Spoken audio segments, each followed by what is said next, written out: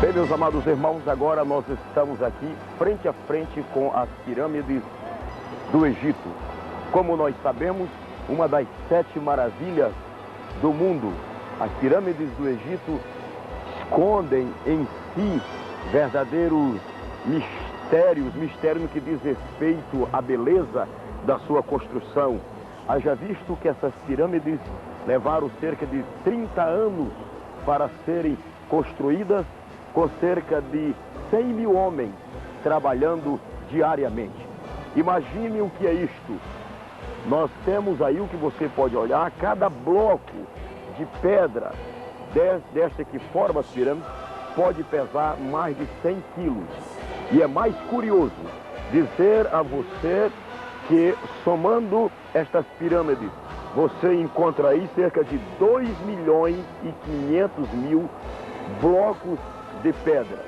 Isto é fantástico. Gostaria de lembrar a você que o objetivo e a razão destas pirâmides era exatamente para servir de sepulcro ou de sepultura para os faraós, verdadeiros deuses do Egito. Por falar em faraós, nós podemos relembrar alguns deles, como o que recebeu José, que foi o faraó Pepe II, cerca de 1.700 anos antes de Cristo. Isto estava mais ou menos na 16ª dinastia judaica. Também lembramos-nos do faraó que conheceu a José, que recebeu a José.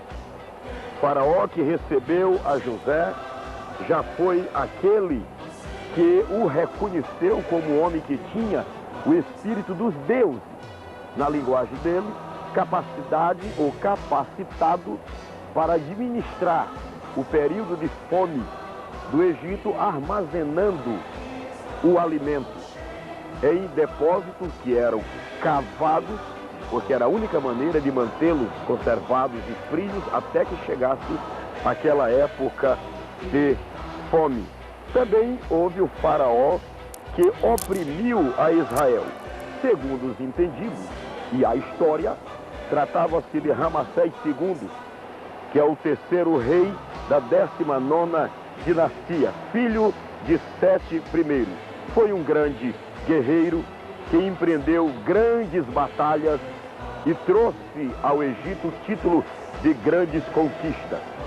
Ainda queremos falar do faraó que viveu por ocasião do êxodo de Israel. Tratava-se do faraó Amenhotep II. Segundo o pensamento de muitos, este era o 3º filho de Ramsés II. Então, o que nós podemos ver está aí. Os faraós, que eram tidos como deuses, teve essa parte mais alta da terra de Gósen, aonde a inundação da transbordação do rio Nilo não chegava, pois ela não chegava até aqui, suas águas transbordantes. Portanto, aqui ficavam protegidos seus deuses, na linguagem egípcia, imortal, os faraós.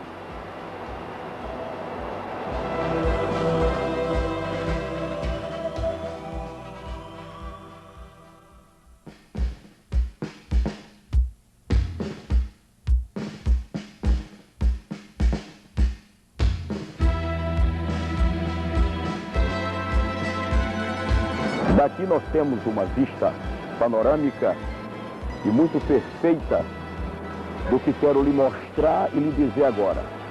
Lá estão as 3 pirâmides e aqui precisamente o que você vê agora é a chamada Terra de Gósen. A Terra de Gósen, o seu nome deriva-se do árabe Guzi, que significa coração, querendo expressar o que disse Faraó a José e ao seu pai Jacó, o melhor da terra do Egito. Na verdade, aqui na terra de Gósen está o melhor da terra do Egito, na produção, no clima, na localidade. De forma que, assim como coração é importante para o corpo humano, é a terra de Gósen para toda essa região do Egito. Agora eu quero que vocês entendam que essa região, além de ser a mais fértil do país, ela é excelente para a criação de gado. Isto podemos confirmar à luz de Gênesis capítulo 40, versículo 34, quando o próprio faraó disse a José: deixe que eles venham e fiquem na terra de Gósen e criem lá os seus gados e prosperem. Gósen, portanto, como vocês estão vendo, está localizado a alguns quilômetros a nordeste do delta do Egito, bem próximo aqui da cidade de Cairo, atual capital do Egito. Ela foi também conhecida como Campo de Zoan, segundo o Salmo 78, versículo 12 e também o versículo 43. Odiernamente, Gósen está assim, mais habitada, alguns prédios, não como os grandes arranha-céu de São Paulo, mas deste nível que vocês podem ver para baixo. De forma que ela não só é importante pela localidade que ela está e por ser a melhor terra do Egito, para nós tem importância porque relembra-nos a terra onde o patriarca Jacó, quando veio ao Egito, sabendo que o seu filho, na época, era praticamente o governador do Egito, ele instalou-se e morou exatamente nessa região que vocês estão a contemplar.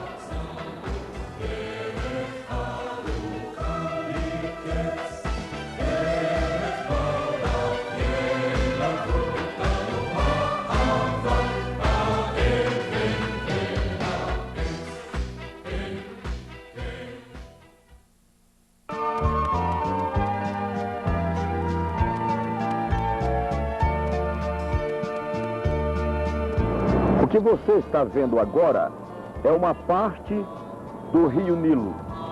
Rio Nilo, a espinha dorsal do Egito. É o rio mais extenso do mundo, tem um percurso de 6.500 quilômetros. Na língua grega é chamada de Nilo, que vem do latim Nilo. A Bíblia nos apresenta vários nomes para este famoso rio egípcio, como por exemplo, Gênesis capítulo 41, versículo 3, chama de o rio. Já Isaías capítulo 11, versículo 15, é o mar dos egípcios, enquanto que em Isaías capítulo 27, versículo 12, é o rio do Egito.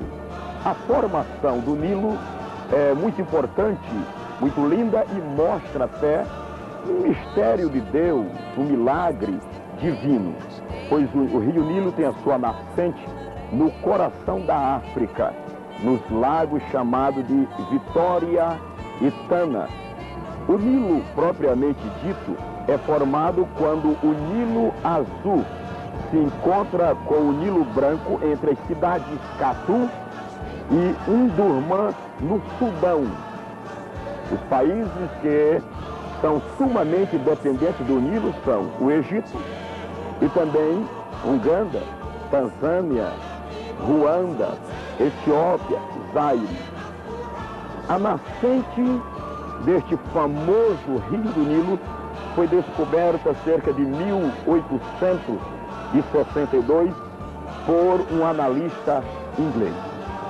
O Nilo, ele sofre uma inundação anual, que é proveniente das quedas d'água nas regiões dos grandes lagos equatorial da África e do derretimento das neves do cimo das montanhas das mesmas localidades. As chuvas iniciam-se no mês de junho e se prolongam até setembro, quando o Nilo atinge o seu mais alto nível, e conservam-se estável até o mês de outubro. Depois ele volta ao seu normal. E quando chega já para o mês de setembro, que ele já voltou ao seu normal, naquela parte alagada que tornou-se um pântano, ali já fica preparado para a grande semeadura anual. Não foi sem razão que um grande filósofo egípcio olhava para o grande rio Nilo e dizia: Egito é uma dádiva do Nilo. Por quê? Porque o Egito depende completamente do rio Nilo.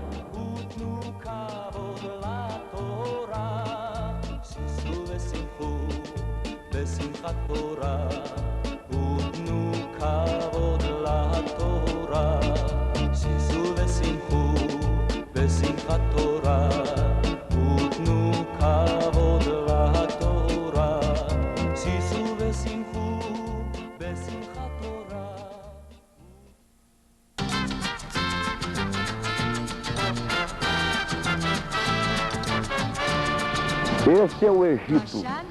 Egito centralizado entre o grande e imenso deserto de Saara.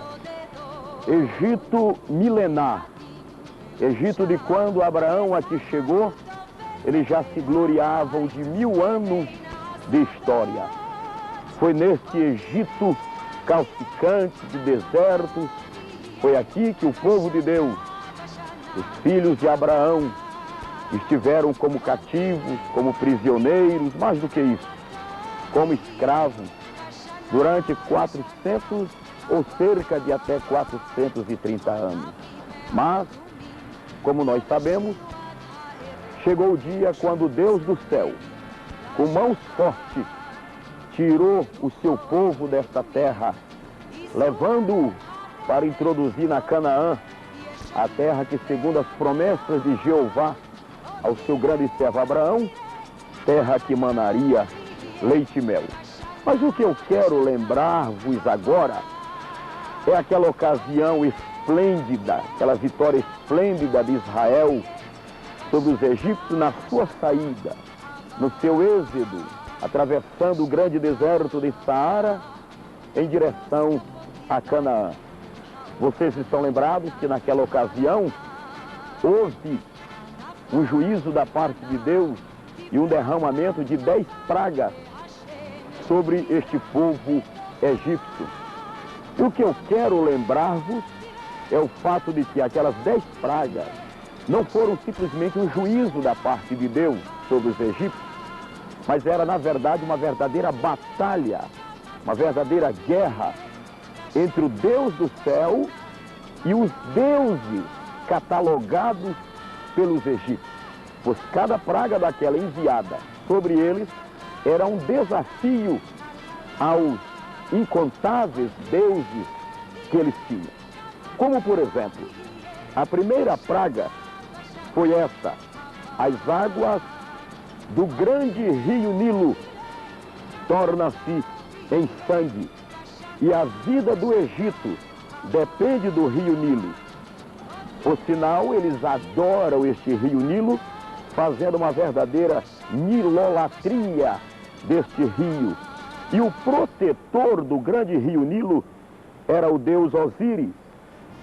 Eles até diziam que a cada ano Deus Osíris morria com o Nilo e ressuscitava com o Nilo. Então, quando essas águas tornaram-se em sangue, era Deus mostrando que não tinha Osíris e nenhum outro deus que desse proteção aos egípcios através do seu sagrado rio Nilo. Vocês estão lembrados da segunda praga, a das rãs? No território egípcio, a rã era considerada imunda. E o que se pode ver é que a deusa Heca, a deusa que protegia contra as rãs, não pôde fazer nada.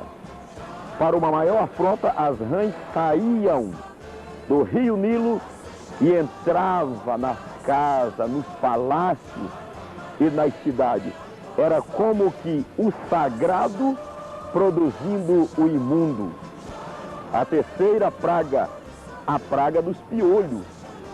O sacerdote egípcio era rigorosamente examinado antes de adentrar no santuário, porque não podia ser possuidor nem sequer de um piolho, Agora imaginem os sacerdotes, Faraó, meninos, grandes e pequenos, cobertos de piolhos, de forma que o deus Gebe não pôde fazer nada por ele.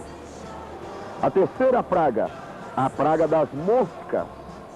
Na sociedade egípcia, o zumbir da mosca era sinônimo de inquietação e de desgosto pela vida. Todavia, o deus Bezebu, que era o deus protetor que deitava as moscas fora, nada pôde fazer. Somente Moisés, em nome do Deus Todo-Poderoso, pôde repreender o enxame de moscas. A quinta praga, que foi a peste nos animais, o gado, boi, serpente e outros animais eram adorados aqui no Egito. E a proteção deles ficava a cargo do deus Apis, que agora estava desacreditado porque os animais estavam morrendo. E o que dizer da sexta praga? A sexta praga foi a praga das úlceras. Úlceras, eu imagino mais ou menos o que era o grande sacerdote, ou por que não dizer, Faraó, as crianças, todos gritando, contorcendo-se de dores com úlceras. Quando Deus Tifon nada pôde fazer, mostrou-se impotente e não resolveu nada. A sétima praga foi mais terrível, foi mais desafiante ainda, que foi a praga das saraivas. Literalmente, uma chuva de pedras, como que pedras lapidadas, caía sobre todo esse Egito, caía sobre a lavoura, e a lavoura era exatamente o abastecimento dos celeiros, das cozinhas, da despensa egípcia. E quando caiu esta praga, deixou eles sem alimentos e sem alternativa.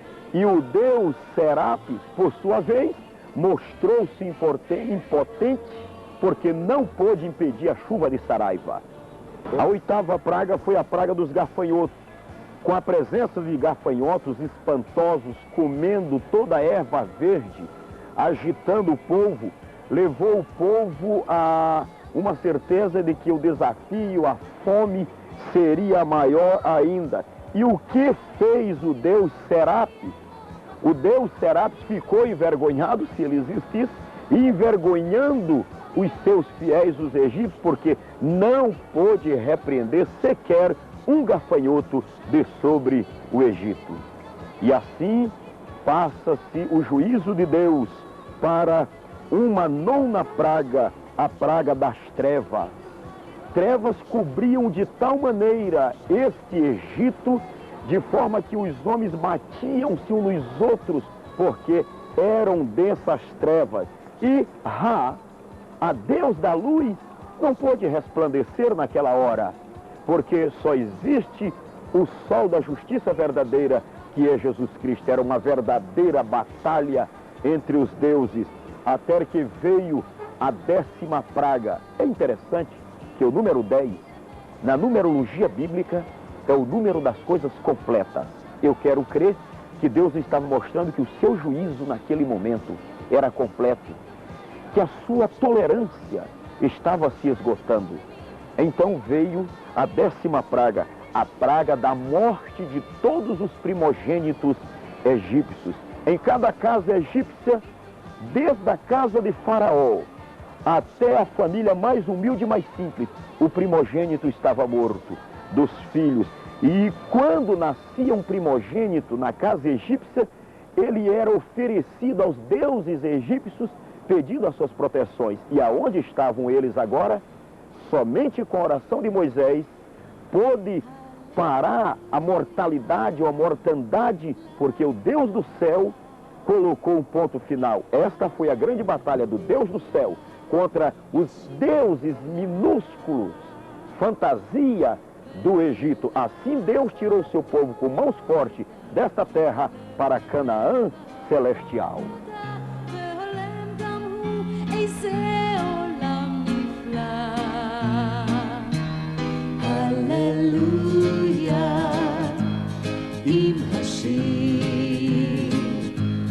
Hallelujah, על יום שמאיר. הללויה על מה שהיה ומה שעוד לא היה. הללויה הללויה לעולם.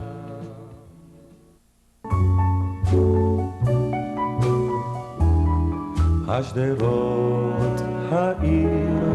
Este castelo que você vê agora, esse monumental castelo, é o castelo de Saladino.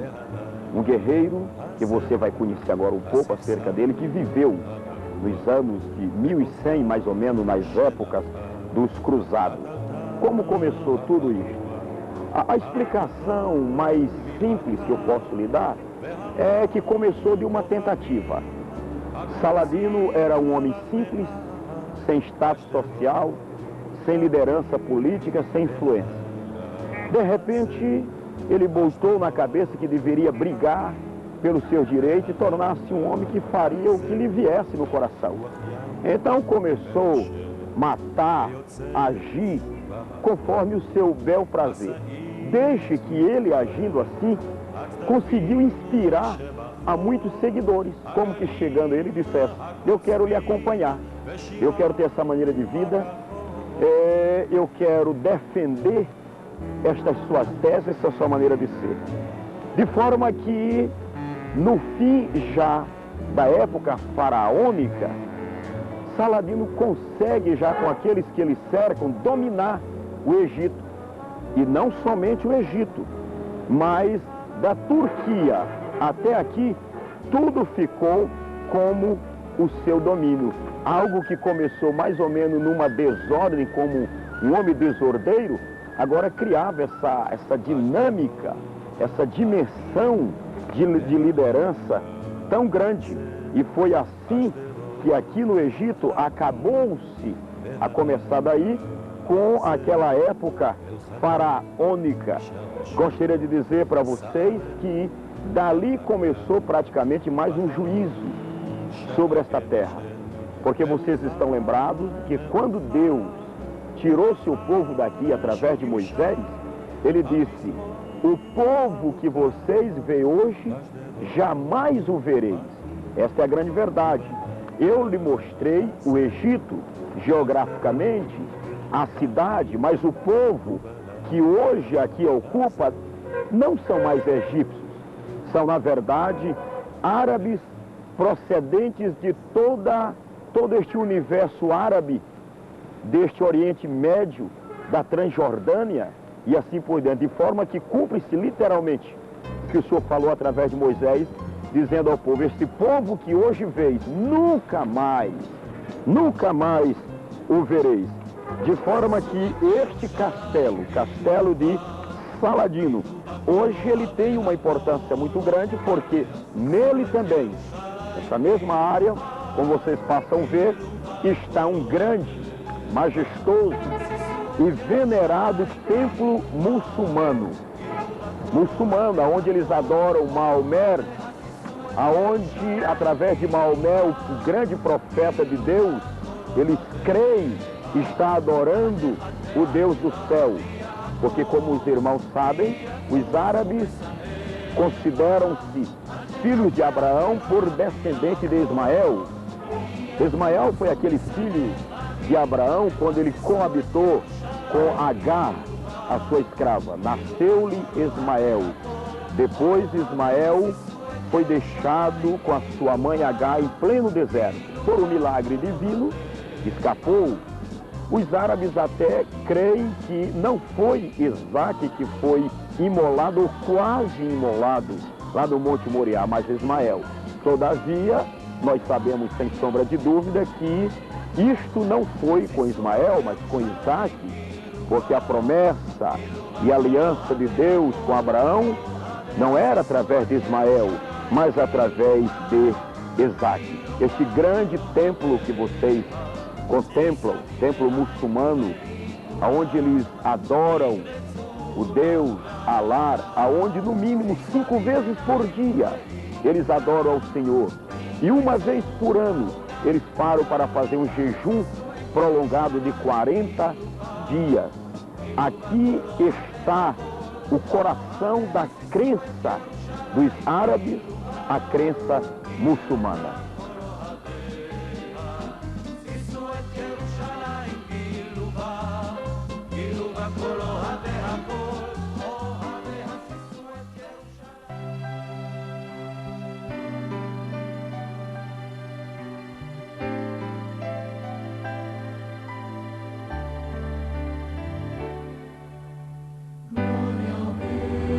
Eu agora vou lhe convidar para uma jornada muito longa. Nós vamos reviver o êxodo do povo judeu saindo do Egito, atravessando o imenso deserto de Saara até entrar em Jerusalém. Tenho certeza que você, ao viver comigo passo a passo, cada parada deste êxodo, desta saída do judeu, você não somente vai compreender as lutas, as dificuldades do povo de Deus, como vai aprender a amá-los e orar por eles mais e mais. Esta data do êxodo, ou da saída de Israel do Egito, foi ordenada por Deus que ficasse como um memorial eterno para o povo judeu. Por isto que os judeus comemoram sempre a Páscoa no dia 14 de abril, comparando com o nosso calendário. Observemos inicialmente os dados preliminares sobre o êxodo.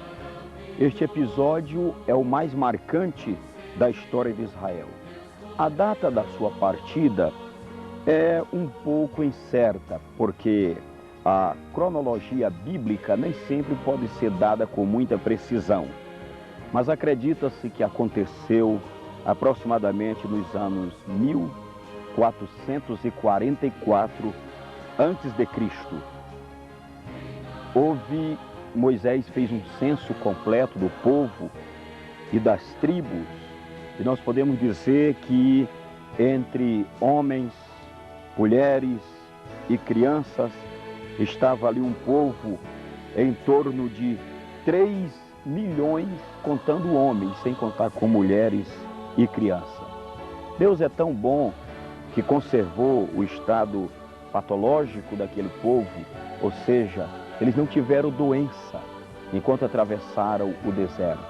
Haja visto que nos diz a Bíblia: durante 40 anos caminhar, tua vestimenta não envelheceu, teus pés não incharam, porque o Senhor teu Deus cuidou de ti. O líder deste povo de Deus, como você sabe, foi Moisés, um homem preparado com antecedência por Deus, preparado não só em toda a cultura egípcia, mas preparado também na geografia do êxodo, do deserto. Moisés era um homem que conhecia, como nós usamos na nossa linguagem, conhecia como a palma da mão todo aquele deserto, e ninguém melhor do que ele para dirigir, coordenar o povo do Senhor. A rota inicial da partida do povo, nós podemos conferir para vocês, segundo nos diz a palavra do Senhor em Êxodo, capítulo 13, do versículo 17 a 18, eles partiram da terra de Gósen. Vocês estão lembrados que a terra de Gósen era o melhor da terra do Egito, aonde Jacó, pai de José, ficou quando veio ao encontro de José. Ele instalou-se ali. Ali a nação foi crescendo, ali o patriarca terminou seus dias e o povo judeu foi multiplicando-se em número. E saíram exatamente da terra de Gósen. Organizaram-se na terra de Gósen, tendo a tribo de Judá como a tribo cabeça, a tribo líder. Sempre na sua marcha pelo deserto, a tribo de Judá era o carro-chefe, o carro comandante. Moisés bem na frente, depois os sacerdotes e a tribo de Judá encabeçando, enfileirando as demais tribos. E você me pergunta, pastor Gilmar, e o mapa, e a bússola, e a luz para este povo no deserto? como atravessar um deserto tão grande como o deserto de Saara, que é maior do que o nosso imenso Brasil, sem ter uma bússola, sem ter um mapa, sem ter em mãos uma lanterna. Como? Aí é que vem a hora do milagre, da intervenção divina. Diz-nos a Bíblia que durante o dia, uma coluna de nuvem acompanhava o povo, e durante a noite, uma coluna de fogo, para que o povo pudesse caminhar de dia e de noite. Portanto, a bússola deles era o próprio Deus, manifestado através da nuvem durante o dia e à noite através da coluna de fogo. A marcha inicial deste êxodo partiu depois de saírem da terra de Gósen. Então fizeram uma parada em Ramessés. E de Ramessés, Ramessés que já está na saída, no extremo da saída do Egito, de Ramessés eles caminharam até Sucote. Números capítulo 33, versículo 5, nos diz que eles chegaram em Sucote, cujo nome significa cabanas. Ficava localizada a 18 quilômetros a leste de Ramessés. Então imagina, eles caminharam 18 quilômetros e fizeram uma primeira parada ali em Sucote. De Sucote, eles caminharam até Etã, conforme nos diz Número, capítulo 33 e versículo 6. Etã, que vem do hebraico que significa limite. Etã, por sua vez, já fazia limite do Egito com o deserto de Saara. Isto significa dizer que era a partir de Etã que eles estavam entrando mesmo no deserto. Até então, se eles olhassem para trás, ainda estavam vendo alguma coisa do Egito. De Etã, eles navegaram até Migdol. Migdol, conforme registra Números, capítulo 33, versículo 7, Migdol, o seu nome significa torre fortificada. Os filhos de Israel, a esta altura, estavam caminhando em direção leste, ou por que não dizer, em direção leste-norte. Se eles continuassem por Migdol, eles iam tomar a direção sul, deixando o Mar Vermelho para um lado e indo em direção sul. Então caminharam, continuaram por Migdol, até que chegaram em Pi-Airote, conforme diz Número 33 e 8.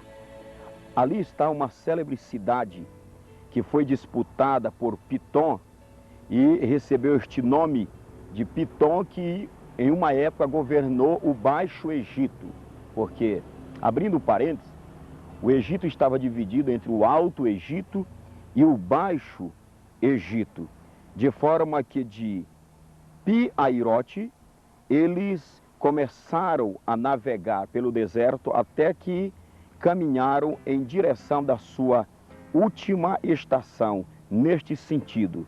Aí vem Baal-Zefon, Números 33 e 7, esta foi a próxima etapa. Baal-Zefon, que ficava no extremo leste do delta do Egito, não muito distante do local onde os israelitas se acamparam antes de atravessar o Mar Vermelho. Este Baal-Zefon também é chamado de Baal do Norte. Depois que eles chegaram aí, eles já estavam se preparando para a travessia do Mar Vermelho, ou como é chamado na língua hebraica, do Mar de Caniços, e assim por diante. O Mar Vermelho recebe este nome como origem pelo seguinte, não por causa das suas águas.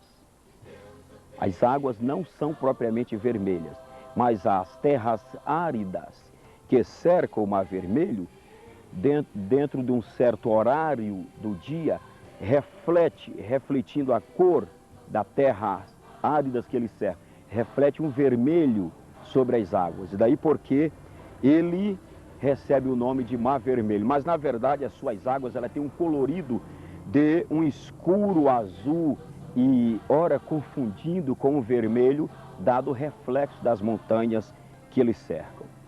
O Mar Vermelho recebe vários nomes. É chamado de Mar dos Lírios Roxos, é chamado de Mar Vermelho, é chamado de Mar do Eritreu, Mar dos Juncos e Mar das Ervas. O Mar Vermelho possui 437.372 quilômetros quadrados, com uma profundidade de 532 metros. Ele, geograficamente, separa o norte africano do norte asiático, prolongando-se por quase 2.000 quilômetros. Hoje, nesta travessia do povo de Deus, nós não podemos lhe mostrar as águas, como diz a Bíblia, transbordando, porque agora já foi construído aqui o chamado Golfo de Suez. Golfo de Suez, é isto que você pode ver. Mas neste local da travessia aqui, quando Israel atravessou, eram águas que transbordavam. Depois que eles atravessaram o Mar Vermelho, eles marcharam pelo deserto do Mar Vermelho até despontar no Sinai, passando pelo deserto de Su. O deserto de Su é uma região desértica e que é conhecido também por deserto de Etã. Daí chegaram em Mara, conforme diz Números, capítulo 33, versículo 8. Imaginem, depois de toda esta jornada, ao chegar em Mara, exaustos, cansados, com sede, eles procuravam água. E a única fonte que encontraram ali eram águas amargas. E ali o povo murmurou pela primeira vez. Outras ocasiões eles murmuraram, como nós vamos ver. Mas dado a sequidão, quem sabe ele vendo seus filhos gritando, pai, estou com sede, e até o animal já desfalecendo de sede, a primeira água que encontraram era amargosas. Eles murmuraram, eles desejaram as águas do Nilo e a sede era grande. Mas aí o Senhor disse a Moisés que ele fosse e cortasse um pedaço de madeira. E daquele madeiro ele jogou sobre as águas e ela tornou-se doce, ou no jeito, nas condições do povo beber. Aí o povo começou a entender que o Deus do céu estava com Moisés e passaram a reverenciar mais ao seu líder Moisés. Ainda hoje, os beduínos, esses que vivem nas costas do deserto, eles ainda hoje usam a prática de pegar a casca da madeira, lançar sobre as águas para tirar soda da água e então servir-se destas águas. Muito bem, partindo de Mara, o povo já saciado, beberam bastante, refrigeraram-se, reconheceram a providência divina. De lá marcharam até Elim, diz-nos Número capítulo 33, versículo 9. O nome Elim significa Teberinto, ficava entre Mara e o deserto de Sim. Ali por perto estava uma área de uma distância mais ou menos de uns 10 quilômetros, que também pertencia a este deserto de Sim, muitas das vezes chamado de povoado de Elim. Quando eles aproximaram-se de Elim, chegando a Elim, ali houve outra sede, só é que as águas não eram mais amargas. Ali eles encontraram 12 fontes de água. Ali eu penso que o povo parou, desceu a carga de sobre os animais, desceram suas cargas das costas, sentaram-se, sem determinar a hora de levantar-se. Esse lugar é lindo, como vocês podem ver. Este lugar é por demais lindo. Aqui, neste povoado, aqui já não é propriamente um deserto, mas o povoado de Elim. Eles beberam, saciaram e depois depararam-se com uma grande surpresa. Cerca de 70 palmeiras estava como que recepcionando o descanso deles neste povoado, no meio do deserto, este povoado de Elim. Se vocês me permitem, posso dizer-lhes que essas 12 fontes representam os 12 apóstolos de Jesus Cristo, os primeiros comissionados por Cristo para levar a água da salvação para os sedentos pecadores. E vocês estão lembrados que depois dos 12, Jesus chamou mais 70 e os comissionou e os mandou entrar nas cidades, expulsar os demônios, curar os enfermos e anunciar o reino dos céus. Eles aqui estão sendo representados por estas 70 palmeiras. Então o povo descansou, enxugou o suor, bebeu, reabasteceu seus cântaros de água e prosseguiu a jornada. Então eles, saindo de Elim, foram agora até o deserto de Sim. O deserto de Sim significa pântano. Na língua hebraica, estava entre o Elim e o Sinai. É uma região muito arenosa,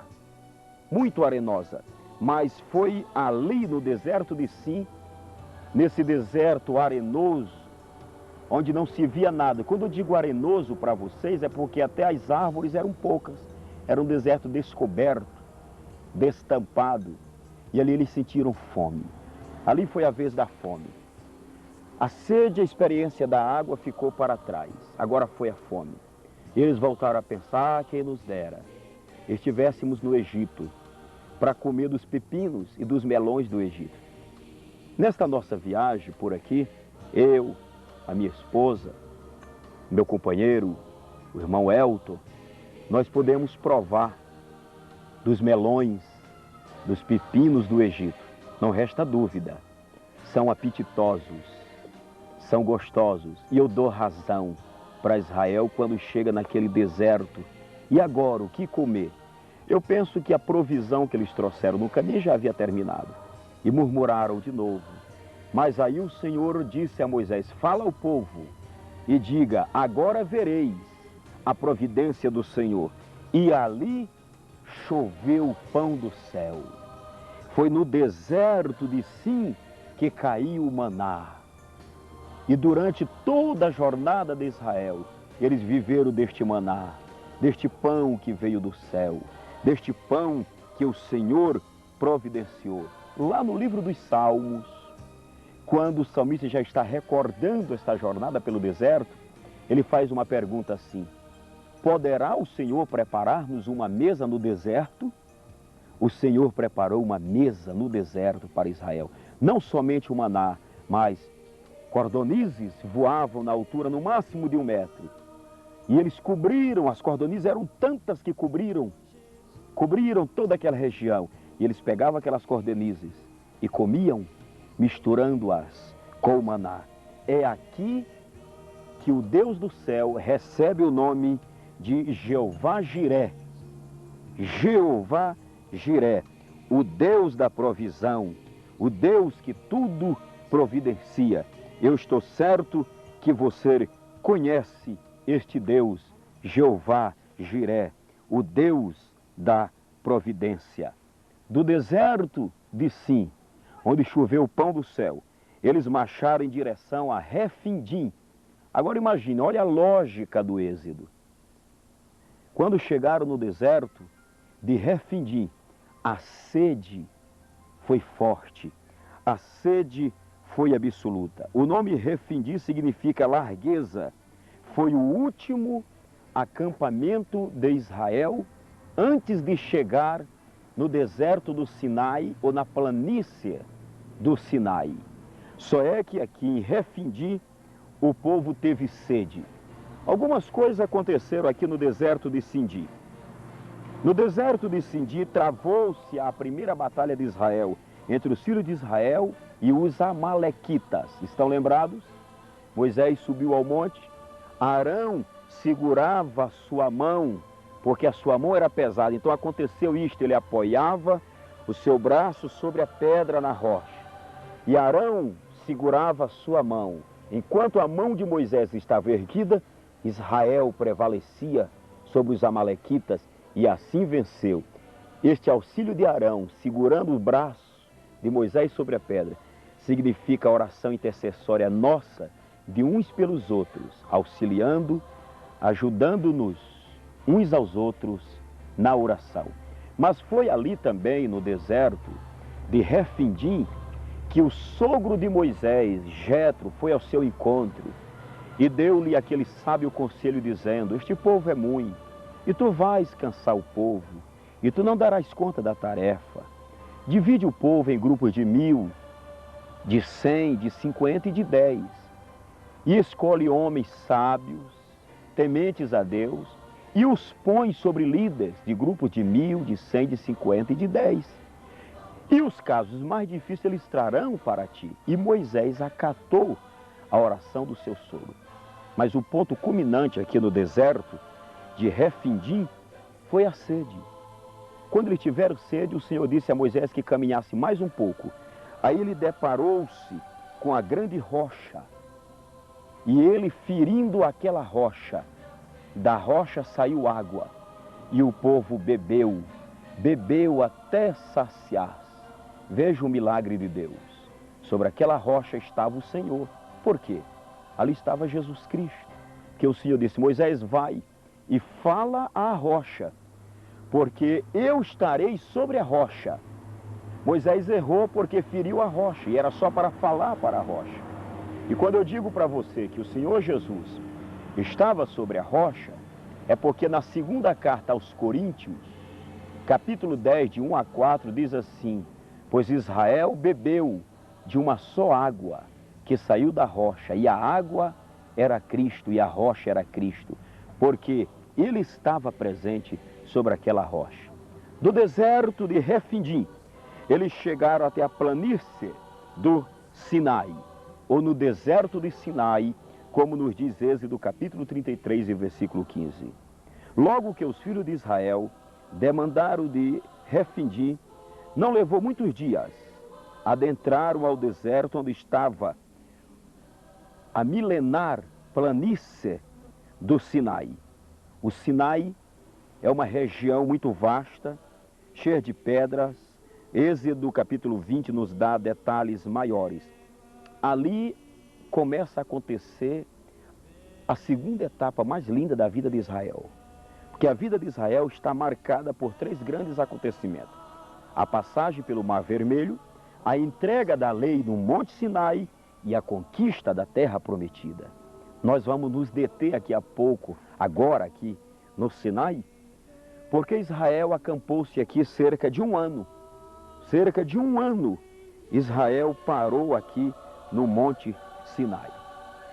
Este imenso Monte Sinai, comparando ele, a sua altura, sem comparar com o nível do mar, ele tem cerca de 1.900 metros de altura. Se pegarmos do nível do mar, ele pode chegar a 3.000 metros. Examine na sua Bíblia e leia Números capítulo 10, versículo 11, que vai dizer que depois de um ano, o Senhor deu ordem e Israel levantou-se do deserto de Sinai e marchou agora, continuando em direção a Canaã. Eles marcharam pelo deserto do Sinai até as campinas de Moabe. Pelas campinas de Moabe, eles pararam em Quibrote. Quibrote estava distante um dia de viagem, saindo das planícies do Sinai. Este nome Quibrote significa sepulcros da concupiscência. Daí eles marcharam em direção a Azerote. Foi aqui em Azerote que houve um ciúme. Miriam e Arão, influenciado por Miriam, chegaram a pensar assim: por que que só Moisés dita as ordens? Por que que nós temos que obedecer unicamente a Moisés? O Senhor fala conosco também. E diz a Bíblia que Miriam ficou leprosa. E o próprio Moisés, varão paciente, homem de Deus, orou por ela e ela sarou. Desculpe minha franqueza, mas se todos aqueles crentes que murmurassem, falassem mal dos seus irmãos, ficasse leproso, pelo menos dos dedos, já teriam terminado os murmuradores da casa do Senhor e da obra de Deus. Do deserto de Azerote, eles marcharam em direção a Ritma. Nós temos poucas informações, porque Números capítulo 33, versículo 18, só menciona o lugar deste deserto. De lá foram para Rimon ou Pérez. Também a sua localidade é incerta até os dias de hoje. De lá navegaram para Líbina, conforme número 33 e 20, cujo nome significa alvura, por deparar-se com areias tão alvas que reflete nos olhos como granitos de vidros ou coisas semelhantes. Do deserto de Líbina, marcharam até Risa, conforme diz número 33 e 21. Aqui acamparam-se os filhos de Israel. Eles aqui em Risma estavam perto também do Golfo de Acaba, aonde fica também, ou melhor, onde tem o seu significado de orvalho. De lá eles caminharam até Quelata. Quelata significa assembleia. De Quelata navegaram pelo deserto do monte de Zefé, cujo nome significa elegância, em razão de ser um monte que está numa bela posição geográfica e que domina a vista de todo este caminho que vai pela esta planície de Acabar. De lá eles caminharam por Arada, que significa terror. Fica aproximadamente 72 quilômetros a sudoeste de Elate. De lá navegaram para Maquelote, conforme número 33 e 25. De Maquelote para Taate, que fica num lugar acidentado, antes da chegada em terras, cujo nome significa o que está embaixo. De Taate foram para Tera, que está situada perto de Miticta, cuja localização também é incerta. De lá caminharam até o deserto de Moserote, cuja palavra significa Mozerã ou castigo. Ele fica distante pouca coisa do Monte Or, aonde Arão, depois de aceitar a idolatria do povo em fazer um bezerro de ouro, morreu. E de lá sepultaram o seu corpo e plantearam e choraram, velando o corpo de Arão, irmão de Moisés. De lá navegaram para O Agigade. O Agigade fica próximo das montanhas de Gileade. De lá caminharam até próximo de Ezion-Gebé. Chegaram no extremo setentrional do Golfo de Acaba, perto de Elate. Foi aqui, perto de Elate, neste monte aqui, ele é a espinha dorsal. Esse monte faz como que uma espinha dorsal, por isso ele é chamado também de espinha dorsal do gigante.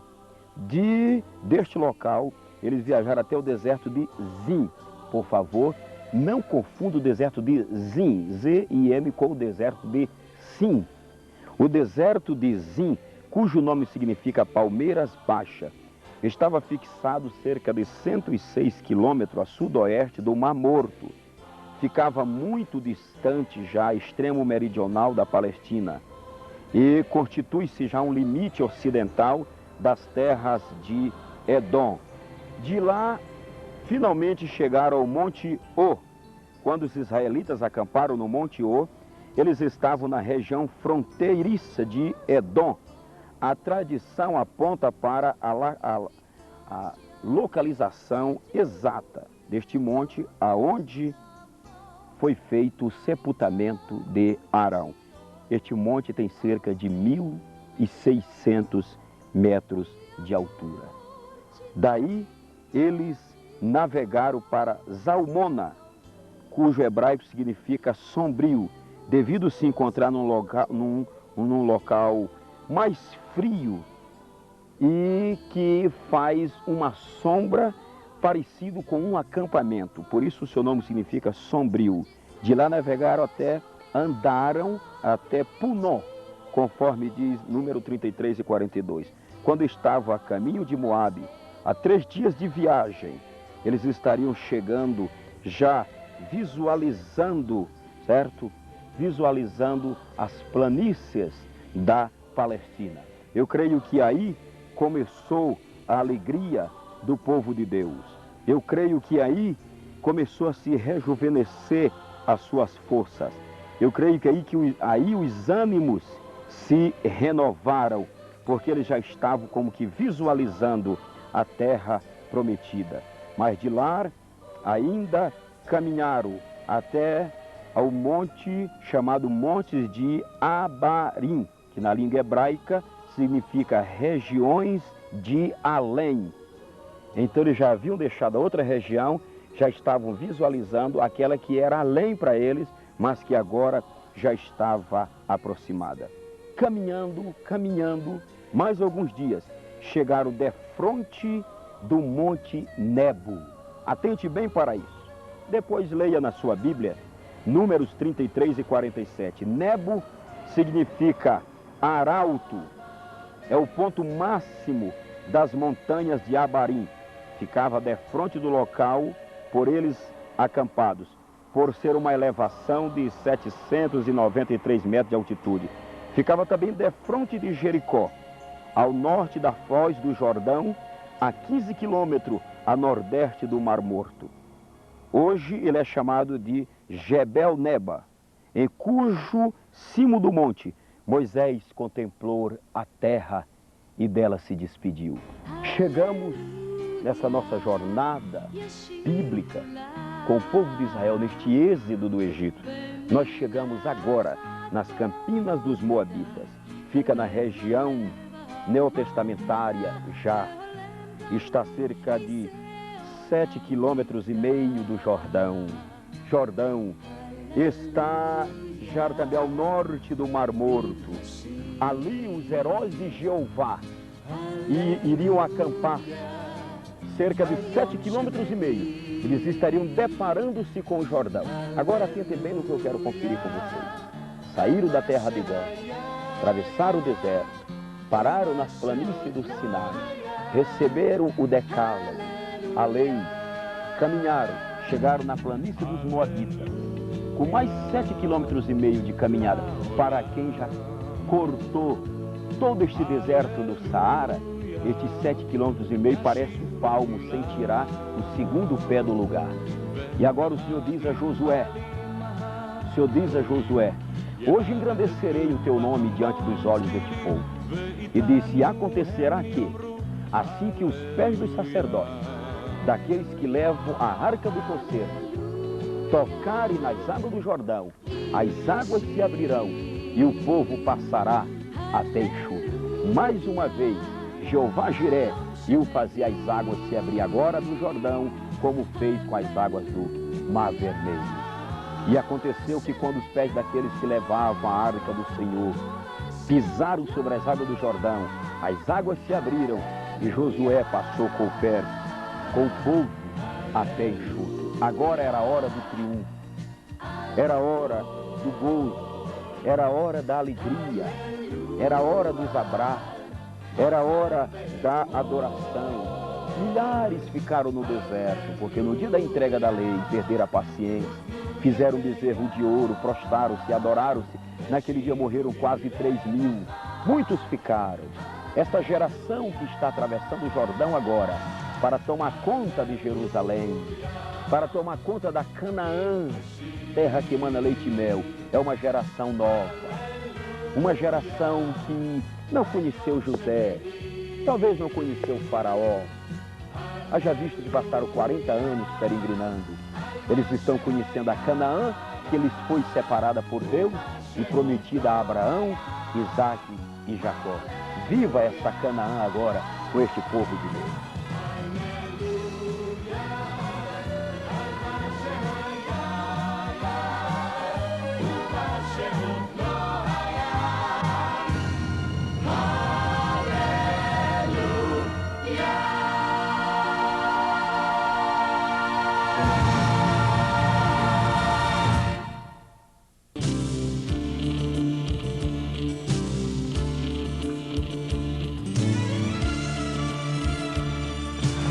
Esse é o Mar Morto. Ele recebe esse nome exatamente devido não sobreviver nenhuma vida em suas densas e pesadas águas. O Mar Morto, ele é muito falado e profetizado nas páginas do Antigo e do Novo Testamento. Por sinal, ele é descrito com outros nomes, como em Deuteronômio, capítulo 3, versículo 17, onde ele é chamado de Mar Arabar. Enquanto que em Ezequiel, capítulo 47, versículos 7, 8, 9 e 10, onde há umas informações maiores sobre este imenso mar, ele é chamado de Mar Oriental. Josué capítulo 3, versículo 16, ele é chamado de Mar do Sal, o nome que bem se identifica com a situação deste mar.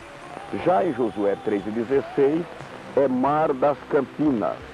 Fora da Bíblia, ele recebe outros nomes, como Lago do Asfalto. Esse nome recebeu por parte de Flávio Josefo, historiador dos judeus, mas é chamado também de Mar da Palestina. Já no Talmud ele é chamado de Mar de Sodoma, porque nessa planície montanhosa aqui onde está o Mar Morto também existiu Sodoma e Gomorra, que foi destruído por juízo de Deus. Mas é chamado também de Mar de Segor pelos árabes e Mar de Ló pelos árabes, certamente pelo relacionamento que tem com a história de Ló, cuja esposa tornou-se numa barreira de sal, segundo os registros sagrados.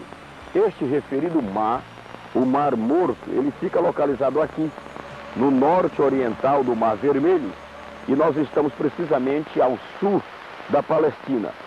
A região do Mar Morto é a mais rica do mundo. Aqui há riqueza incontável de minerais. Daqui a pouco você pode ver na nossa continuidade de jornada como muitas usinas para explorar o minério já estão sendo instaladas aqui na superfície e na beira-praia do Mar Morto.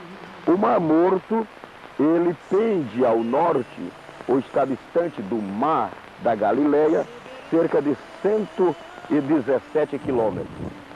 Este Mar Morto, ele tem o seguinte tamanho: ele tem 76 quilômetros de comprimento, 17 quilômetros de largura, ele tem 401 metros de profundidade, mas como ele tem cerca de 33% de salinidade, imagine, 33%, naturalmente, os mares têm 5% de sal, ou de salinidade, mas o Mar Morto tem 33%. Este é o segredo de que você pode banhar nele, não importando o seu peso, você não afunda. Você fica literalmente flutuando, semelhante a uma boia de banho, dado a grande quantidade de sal existente aqui no Mar Morto. Eu ainda quero dizer a vocês que o Mar Morto é o mais profundo do globo, segundo a sua posição geográfica. A diferença de nível aqui do Mar Morto para a diferença das montanhas, ele está numa profundidade muito grande. De forma que este Mar Morto que você está vendo aqui, literalmente, diz-nos a Bíblia, em Ezequiel capítulo 47, que no milênio, quando o Senhor Jesus, no final da grande tribulação, descer no Monte das Oliveiras para salvar Israel da grande guerra do Armagedon, o monte se fenderá, nascerá um rio de lá que vai desembarcar, jogar as suas águas sobre o Mar Morto e sararão as suas águas. Aqui que hoje você não adianta pescar porque não existe nenhuma vida, no milênio haverá muitíssimo peixe, muitíssima vida. Aí está a participação divina, aí está a grandeza de Deus.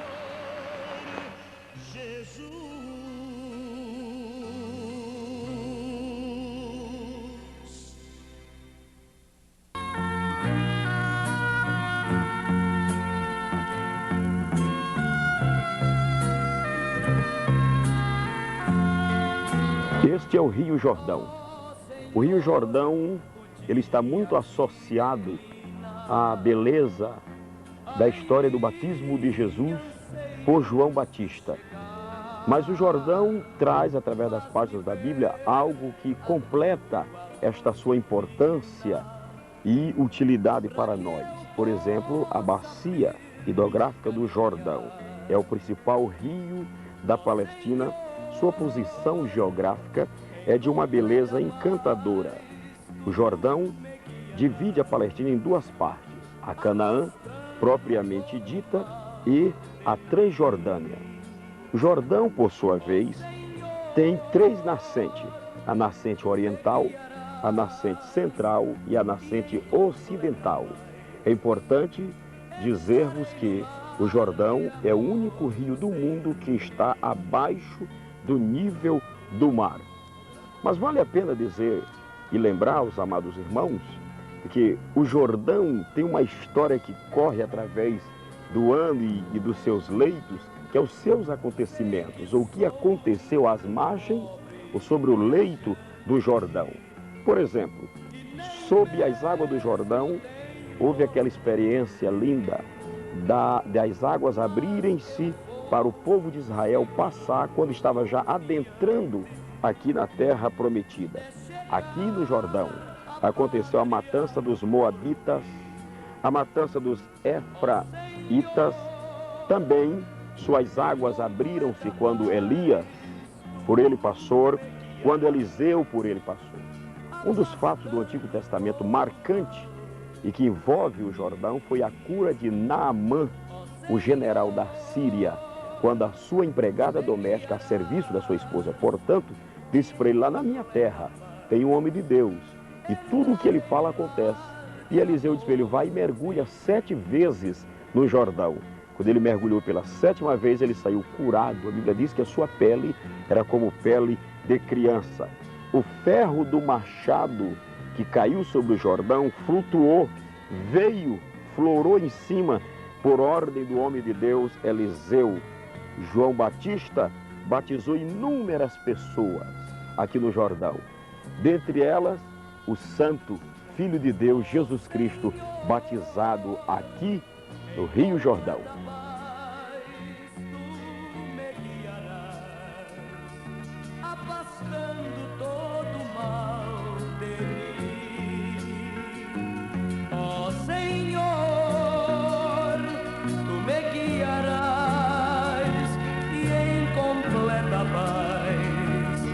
Entrarei no lar de amor sem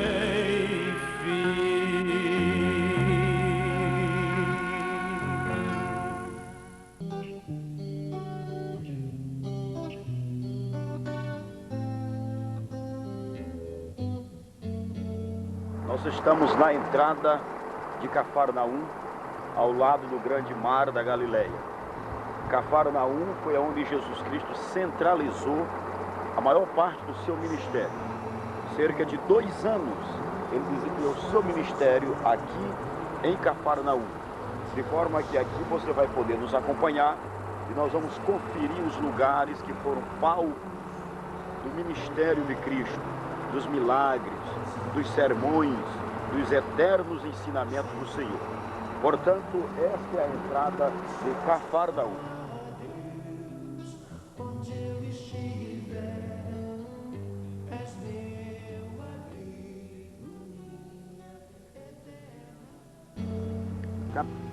Capítulo 5.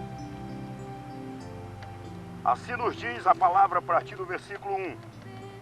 E Jesus, vendo a multidão, subiu ao monte, e assentando-se, aproximaram-se dele os seus discípulos, e abrindo a sua boca, os ensinava, dizendo: bem-aventurados os pobres de espírito, porque deles é o reino dos céus. Bem-aventurados que choram, porque eles serão consolados. Bem-aventurados mansos, porque eles herdarão a terra. Bem-aventurados que têm fome e sede de justiça, porque eles serão fartos. Bem-aventurados misericordiosos, porque eles alcançarão misericórdia. Bem-aventurados limpos de coração, porque eles verão a Deus. Bem-aventurados pacificadores, porque eles serão chamados filhos de Deus. Bem-aventurados que sofrem perseguição por causa da justiça, porque deles é o reino dos céus. Bem-aventurados sois vós, quando vos injuriarem e perseguirem mentindo, disserem todo o mal contra vós por minha causa. Exultai e alegrai-vos, porque é grande o vosso galardão nos céus, porque assim perseguiram os profetas que foram antes de vós.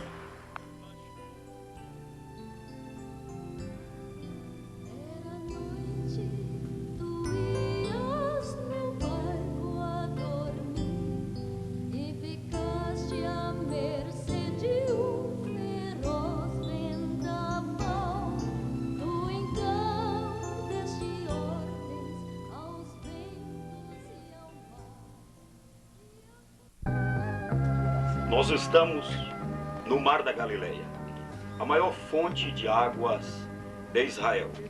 Ao meu lado está o senhor Maurício, judeu e nosso guia turístico, nosso mestre na cultura hebraica neste nosso documentário.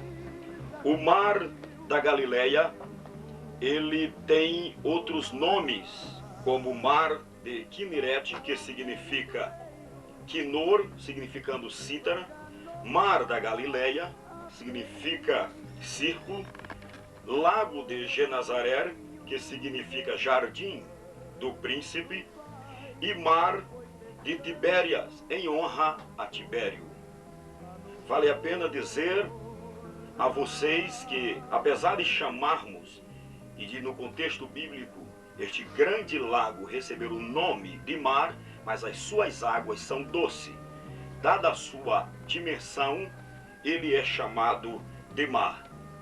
O Mar da Galileia está com precisamente 200 metros abaixo do nível do mar ocidental.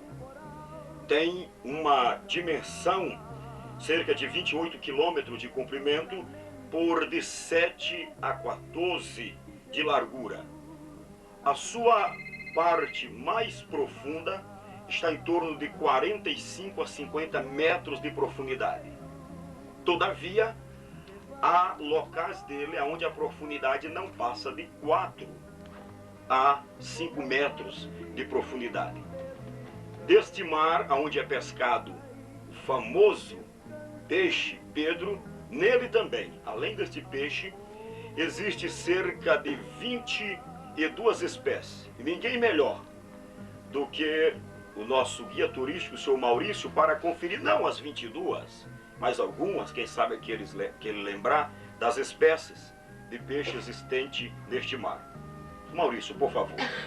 Bom, nós temos aqui peixes locais e peixes que foram trazidos para cá. O local é o famoso peixe Pedro, que o senhor mencionou agora. Em hebraico ele é chamado Amnon e em árabe ele é chamado Musht. Musht porque suas escamas parecem com um peixe, com um pente. Então esse é o nome do pente em árabe, né? Musht. Depois nós temos a sardinha, temos o buri. O buri não é um peixe local, é um peixe que foi trazido para cá e se adaptou bem aqui, muito gostoso por sinal. Temos também a carpa, que é um peixe judeu muito tradicional, comido muito no sábado, comido muito na Páscoa, e mais, e mais, e mais, e mais. Aí está, portanto, uma lista, mais ou menos, das espécies aqui existentes. Mas o mais vibrante, quando nós falamos do Mar da Galileia, não é somente conferirmos as suas dimensões, profundidades, mas sabermos, à luz da Bíblia, o que aconteceu aqui no desenrolar do ministério de Jesus Cristo. Aqui no Mar da Galileia, ou da sua margem, Jesus chamou os seus discípulos, principalmente os seus principais e mais vibrantes e atuantes discípulos. Aqui do Mar da Galileia, uma certa ocasião, o Senhor Jesus mostrou que ele entende de pescaria também. Quando disse para Pedro, lança a tua rede, determinou o local e disse pesca. E dali veio um peixe famoso, e quando Pedro, que era especialista nesta área, havia passado a noite inteira sem conseguir nada. O nosso mestre é mestre e rei dominador sobre tudo. É por isso que este mar é chamado de Rei dos Mares, porque Jesus, o Rei dos Reis, esteve sobre o leito deste mar. Aqui sobre o mar da Galileia, o Senhor Jesus acalmou, repreendeu uma tremenda tempestade. Sim, aqui de cima do mar da Galileia, com um barco semelhante a este atracado, Jesus fez dele um púlpito e discorreu aqui sobre um dos sermões mais lindo, fervoroso e eficaz do seu ministério. Vale a pena dizer para vocês que o ponto culminante dos atos de Jesus sobre o mar da Galileia foi quando ele apareceu andando sobre estas águas. Andando. E Pedro dizia: és tu, Senhor? Se és tu, manda-me ter contigo. Atentem bem para isto. E ele disse: Pedro, sou eu. Vem, vem. E Pedro desceu e pisou, e estas águas estavam sólidas.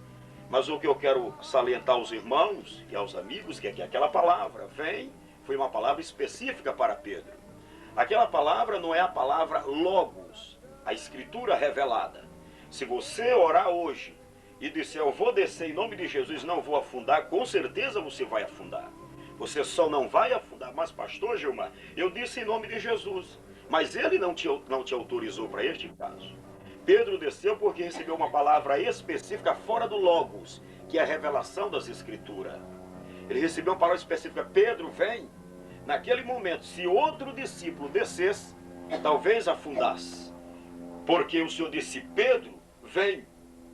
Nós poderíamos fazer isso com sucesso, se nas nossas orações o Senhor dissesse: Gilmar, pode fazer. Aí eu estava com uma palavra específica do Senhor para fazer. Aí a diferença entre o logos, que é a palavra revelada, que é as escrituras, e uma palavra específica do Senhor. Portanto, este é o mar da Galileia, que encerra em si preciosas lições e traz-nos à memória o eterno ministério de Jesus Cristo.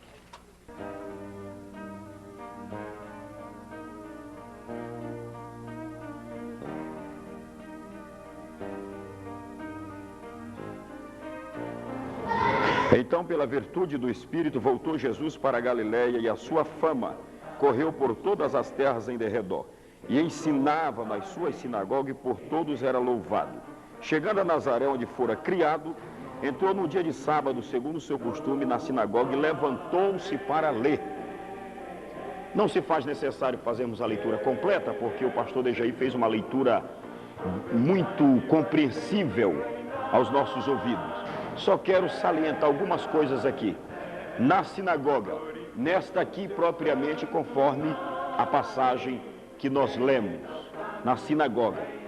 A sinagoga começava o trabalho, geralmente eles cantando os salmos, depois chegava a hora da leitura da palavra. E geralmente o ministrante do culto oferecia aos assistentes oportunidade para alguém ler.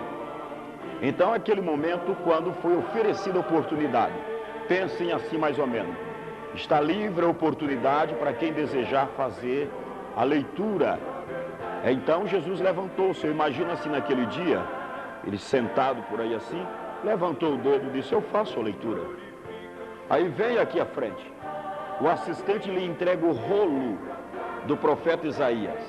Ele abre o rolo do profeta Isaías e lê: o Espírito do Senhor está sobre mim, pelo que me ungiu, para evangelizar os pobres, para dar vista aos cegos, para pôr em liberdade os oprimidos, e anunciar o ano aceitável do Senhor. Atentem para isto. E anunciar o ano aceitável do Senhor. E tendo cerrado o livro, devolveu ao assistente, e os olhos de todos na sinagoga estavam fitos nele. Então passou a falar-lhes e disse: hoje se cumpriu diante dos vossos olhos e dos vossos ouvidos esta escritura. Voltando, veio para a cidade em que fora criado e entrou na sinagoga. Mas aqui ele foi rejeitado, foi expulso e quase que precipitado do monte abaixo. Não foi distante, não foi lá no centro de Jerusalém. Aqui, que ele poderia ser aplaudido, admirado, desfrutar do maior índice de aceitação, ele foi não somente rejeitado, mas tentaram até precipitá-lo do monte abaixo. Isto é uma lição para nós de que quando queremos cumprir com a vontade do Deus Pai, muitas das vezes a primeira oposição e incompreensão e críticas nós encontramos em casa, no meio dos nossos. Isto aconteceu com José. José nem podia contar os seus sonhos. Ele disse assim: pai, eu tive um sonho que eu era uma estrela. Aí vinham as outras estrelas e curvavam-se diante dos meus pés. Bastou isso para ele tornar-se antipático e odiado por seus irmãos a ponto de ser vendido. A Bíblia diz que quem quer servir a Deus piamente sofrerá muitas lutas. E às vezes não é do desconhecido, do descrente, é em casa. É o papai, é a mamãe, ou vice-versa. É o esposo, é o irmão que não compreende, que critica.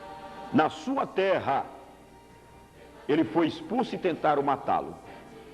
Mas sabe o que me chama a atenção aqui também? Jesus foi lendo a passagem bíblica e disse: e anunciar o ano aceitável do Senhor. Guarde bem isto.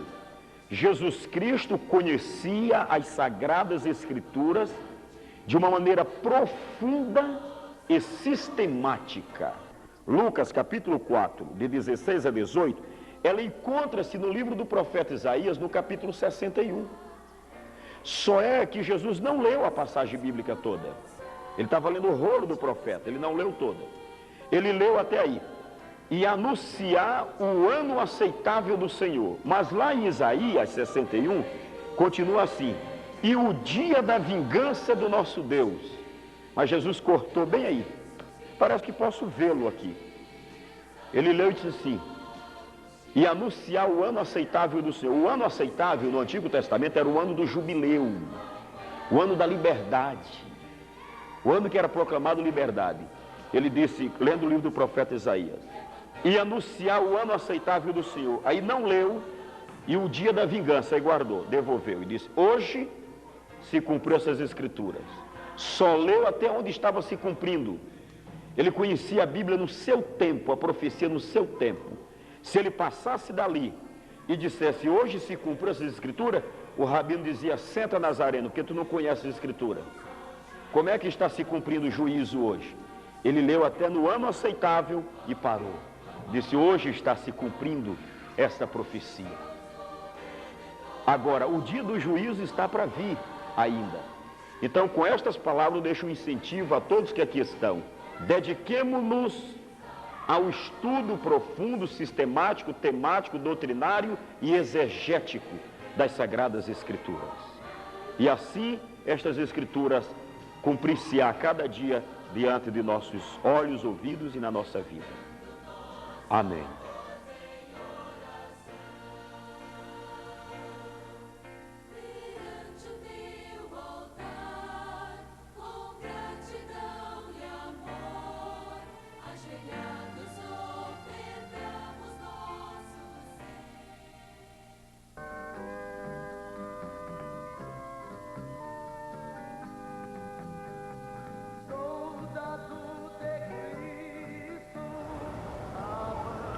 Chegamos em Jericó. Jericó, a cidade das palmeiras, cidade da fragrância. Jericó está distante cerca de 16 quilômetros da parte norte do Mar Morto e está também a 300 metros abaixo do nível do mar. Jericó, dada a sua localidade, ela representa um verdadeiro oásis.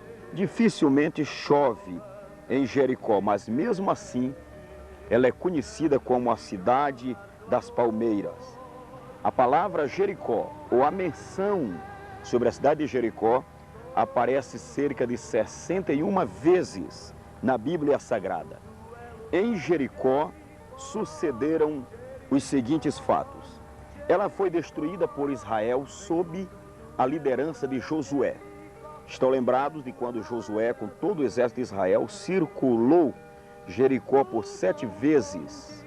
E na 7ª vez, e no 7º dia, tocaram as trombetas e os muros foram destruídos e o povo de Deus passou vitorioso. Jericó também, ela foi dada como possessão na distribuição das tribos, ela ficou com a tribo de Benjamim. E já nos dias de Jesus Cristo, no ministério do Senhor, uma das ocasiões que ele entrou em Jericó, ele curou o cego Bartimeu, um dos relatos bíblicos mais lindos, quando ele ia entrando e o cego Bartimeu gritava: Jesus, filho de Davi, tem misericórdia de mim. Muitos o repreendiam e mandavam que ele calasse, mas Jesus, do meio da multidão, ouvindo os gritos do cego, disse: trazei-o aqui.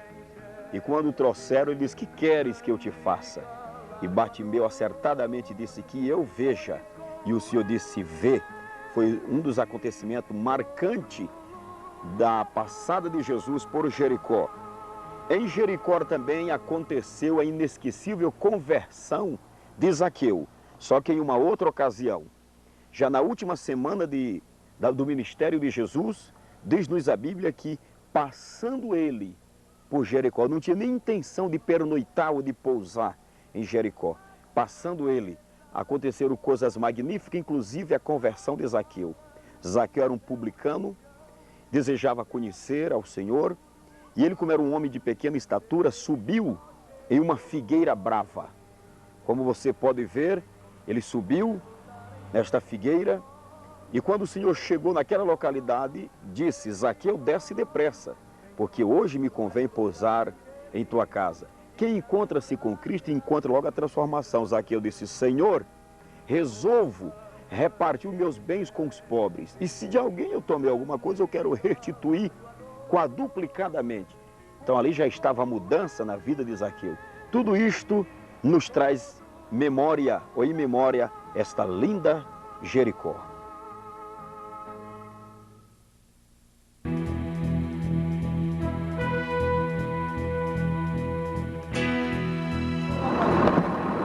Este é o Monte da Tentação, segundo Mateus, capítulo 4 e os outros evangelhos. Foi exatamente o monte onde Jesus jejuou 40 dias e 40 noites e foi tentado pelo diabo. Onde vocês verem ali uma construção, um mosteiro, onde monges do passado vêm para se consagrar, para buscar a Deus. Mas o mosteiro propriamente dito era usado para pesquisa e para o estudo. Quando eles iam fazer suas alimentações, eram naqueles casebres menores que vocês podem ver. Portanto, aí está o Monte da Tentação.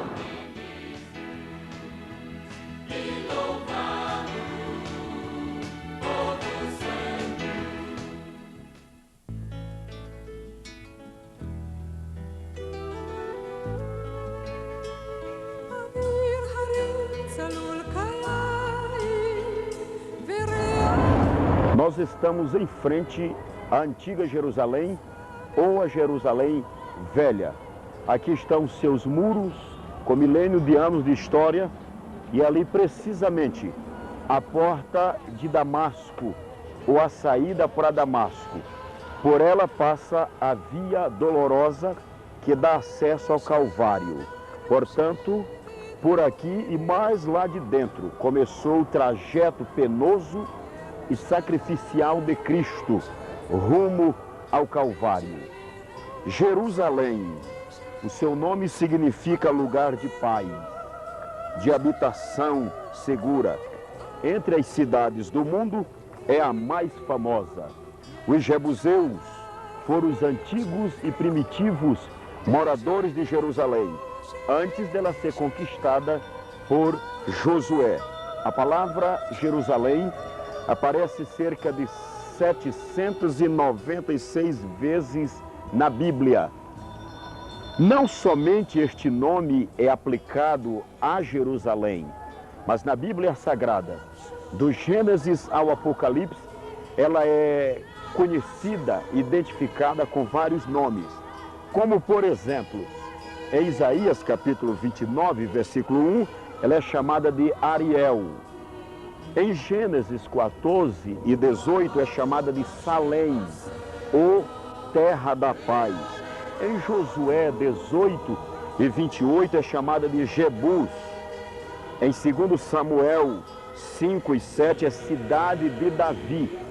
Este é o nome ou o título desta cidade mais enfatizado, mais aceito depois de Jerusalém. Mais aceito pelos judeus é esta Cidade de Davi, porque foi Davi quem primeiro conquistou a localidade e a cidade de Jerusalém para o povo judeu na época que ele foi rei de Israel. Ela é chamada nos Salmos, no Salmo 46, versículo 4, de a cidade de Deus. No Salmo 48, versículo 2, é a cidade do grande rei, a cidade do grande rei. Em 2 Crônicas 25 e 28 é a cidade de Judá. Em Isaías 1 e 26 é a cidade de justiça. Em Isaías 26 e 12 é cidade inesquecível. Em Daniel 9 e 16 é Monte Santo. É por isto que Daniel, quando orava, ele fechava o seu quarto, mas abria a janela em direção a Jerusalém, o Monte Santo, e adorava ao Senhor. Ele fazia isto lá de Babilônia. Ele procurava a direção de Jerusalém e orava em direção ao Monte Santo. Em Lamentações de Jeremias, capítulo 2, versículo 15, ela é chamada de perfeição e de formosura. Assim, o seu nome mais conhecido é Jerusalém. A Bíblia menciona, atentai-vos bem para isto, cerca de 26 portas na cidade de Jerusalém, das quais as principais são estas: a de Damasco, esta que você está presenciando, depois vem a porta de Jafa, a porta de Herodes, a porta de Santo Estevão, a porta dourada, a porta dos cavalos, a porta do vale e a porta do monturo, ou seja, a porta do lixo. Deleite-se com esta visão da cidade santa.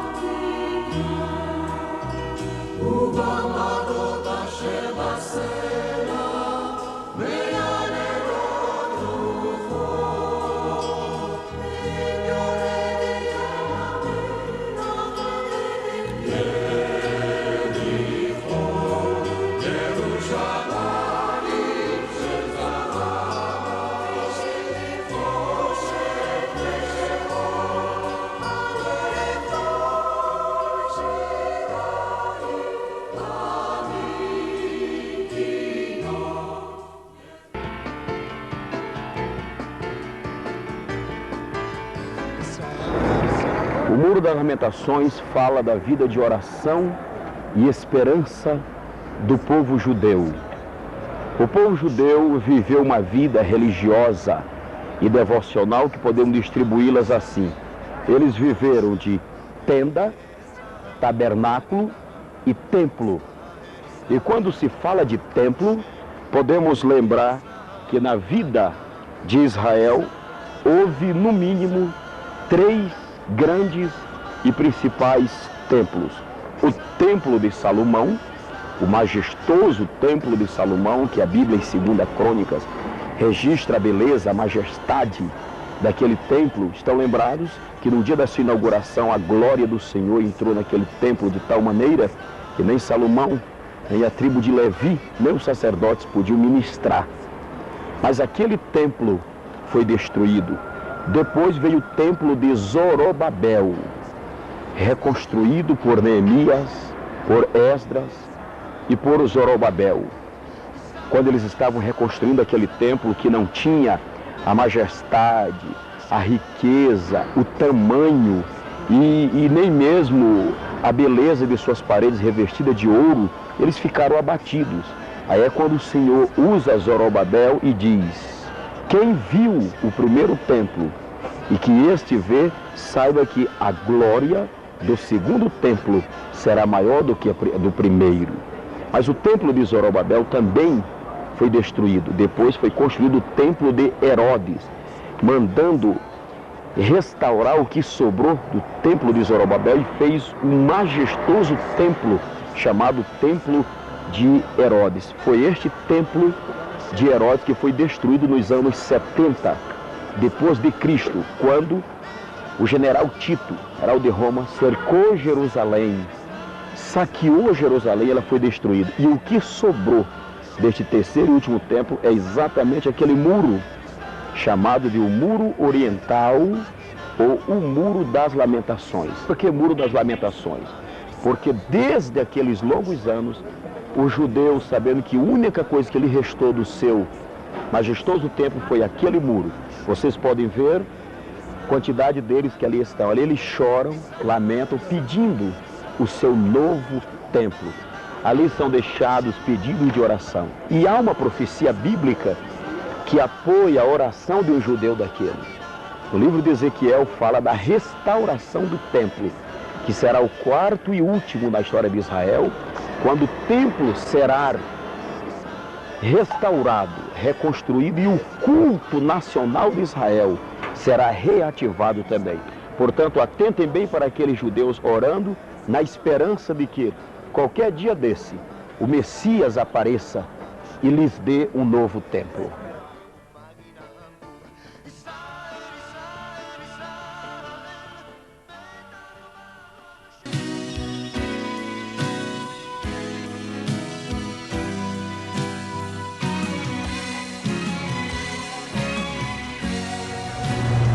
Você agora vai conhecer a Belém Efrata.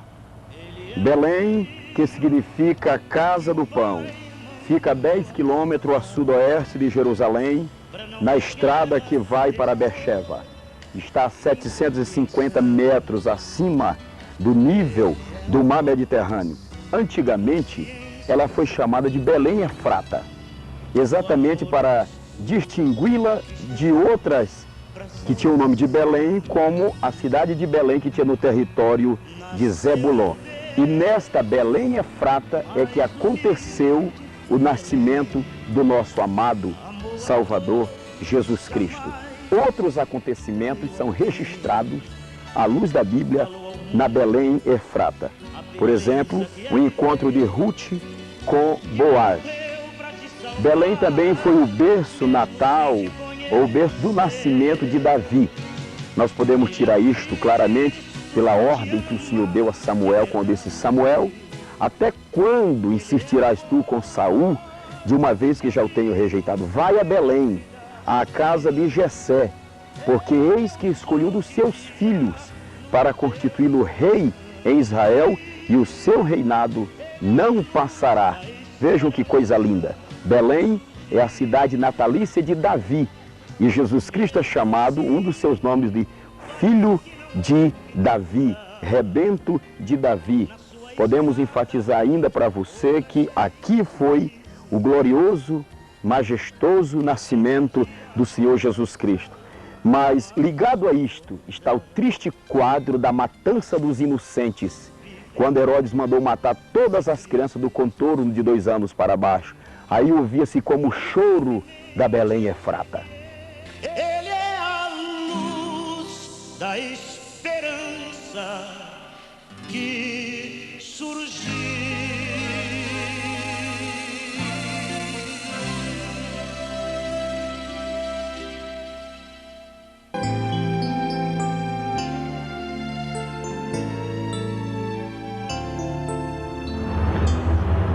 Nós agora estamos visualizando praticamente o deserto da Judéia.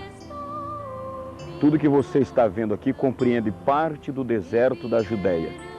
Então você já pode compreender o que significa quando a Bíblia diz: e Jesus retirou-se para o deserto, passando estas habitações que você pode ver. Por detrás de tudo isto está praticamente o começo do grande deserto. E olhando aqui à nossa esquerda, você começa a visualizar parte do Monte das Oliveiras, palco de grandes acontecimentos durante o ministério de Jesus Cristo. O Monte das Oliveiras é chamado também de Olivete, que é uma forma latina tirada da Vulgata, que quer dizer lugar onde existem muitas oliveiras. Do norte ao sul, o Monte das Oliveiras tem cerca de 3 quilômetros de comprimento. E ele é separado do Monte Moriá pelo Vale de Cedron. O Monte das Oliveiras é uma elevação de 4 cumes e o mais alto tem cerca de 830 metros. Ele dá de frente com a parte oriental de Jerusalém. Isto significa dizer que se nós estivéssemos em cima, no cume da Monte das Oliveiras, nós estaríamos tendo uma visão de frente com toda a Jerusalém. De Jerusalém até o Monte das Oliveiras tem uma distância correspondente à caminhada de um dia de sábado, aproximadamente cerca de 1000 metros. Fatos importantíssimos aconteceram no Monte das Oliveiras ou relacionados com o Monte das Oliveiras. Os irmãos devem estar lembrados que quando Jesus foi entrando em Jerusalém, montadinho no jumento, ele foi aplaudido pela multidão e diz-nos a Bíblia que eles pegavam galhos e vibravam, sacudiam aqueles galhos e jogavam suas roupas, suas capas no chão. Os galhos com os quais eles aclamaram a Jesus Cristo foram cortados daquelas oliveiras ou das que estão no Monte das Oliveiras, porque foi por onde Jesus passou, entrando em Jerusalém pelo lado oriental. Depois da última Páscoa ou da última ceia, Jesus retirou-se para o Monte das Oliveiras e lá começou a sua oração agonizante antes de sair para o Calvário. E na sua última vinda, que no grego do Novo Testamento nós chamamos de parousia, ele descerá sobre os montes, o Monte das Oliveiras, quando a Bíblia diz profeticamente que o monte se fenderá e abrirá dele, sairá dele um vale, um rio que se estenderá, dando vida a toda a Palestina. Portanto, você está tendo esta visão, parte do Monte das Oliveiras ligado com o começo da província da Judéia e o deserto da Judéia.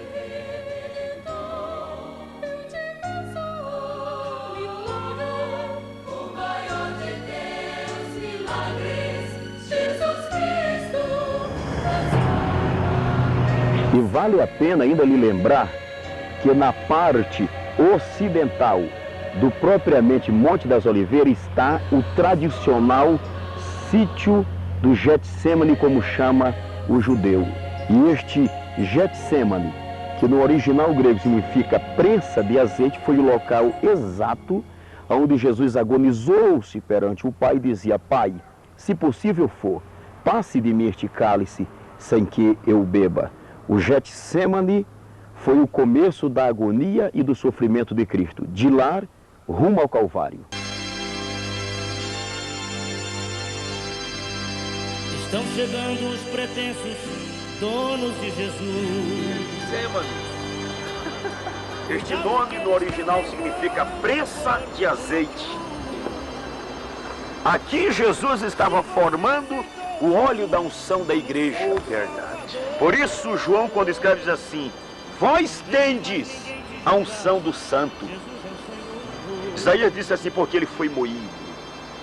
Para formar o óleo da unção lá feito por Moisés, eles usavam casca de acácia, outras cascas cheirosas, e depois aproveitavam deste material da oliveira para extrair o óleo e misturava com aquelas cascas cheirosas da acácia e fazia o óleo da unção, que era usado para ungir reis, profetas e os enfermos. Aqui, enquanto Jesus agonizava-se, ele estava preparando o óleo da nossa unção, com sangue, suor e lágrimas.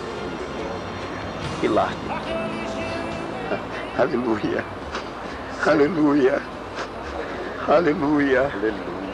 E João dizia: vós conheceis a verdade, tendes discernimento da verdade, porque vós tendes a unção do Santo Jesus. Aleluia. Aleluia. Nós não podemos perder esta unção. Unção que santifica, pois era usado para santificar. Aleluia. Unção que purifica. Aleluia. Unção que nos prepara para evangelizar, por o Senhor disse: o Espírito do Senhor está sobre mim, pelo que me ungiu, para evangelizar aos pobres, dar vista ao cego, pôr em liberdade os oprimidos e anunciar o ano aceitável do Senhor. Unção que nos prepara para o arrebatamento, por diz a Bíblia: cingidos estejam os vossos lombos e acesas as vossas candeias. E a candeia, para estar acesa, tem que ter o óleo sobre ela. Aqui foi preparado. Levantemos nossas mãos. E eles mais parecem empresários de Jesus, gritando leis e ordens que a nada nos conduz. São vendilhões do templo te vendendo o que é teu, a tua salvação que Jesus Cristo já te deu.